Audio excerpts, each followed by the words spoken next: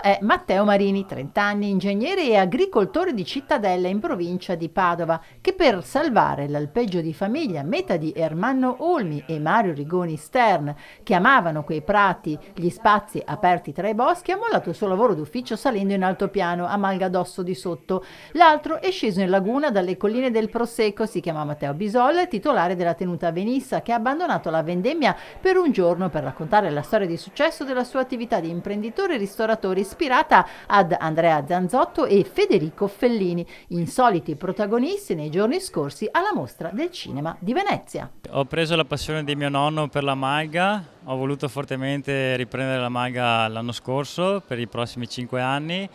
Questo per la passione che mi ha invogliato e la sua tradizione e le sue conoscenze con personaggi del calibro di Ermanno Olmi e Mario Rigoni Stern e proseguire la sua fantastica storia fatta di tradizione e innovazione. Innovazione perché voglio dare lustro, diciamo, alla passione e al lavoro duro che la mia famiglia fa per fare il formaggio e tutti i prodotti caseari.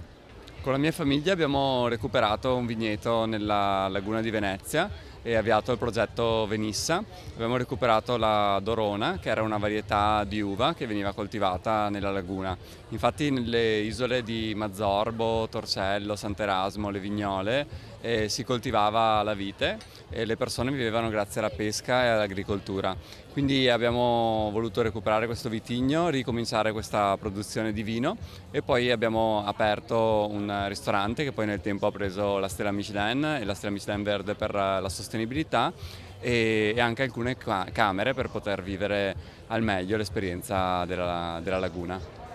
Ci sono tanti modi per raccontare l'agricoltura anche attraverso il cinema e abbiamo tanti esempi anche e soprattutto di giovani agricoltori che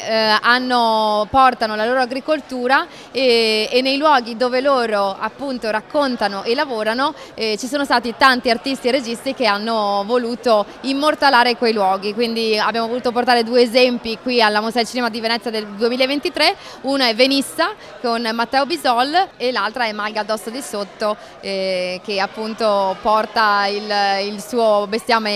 in malga e produce questo meraviglioso formaggio. Quindi tutte zone dove tanti registi hanno voluto raccontare, da Fellini a Zanzotto per l'arte della poesia, quello che è un territorio tutto da scoprire grazie all'agricoltura e agli agricoltori che manutengono il territorio.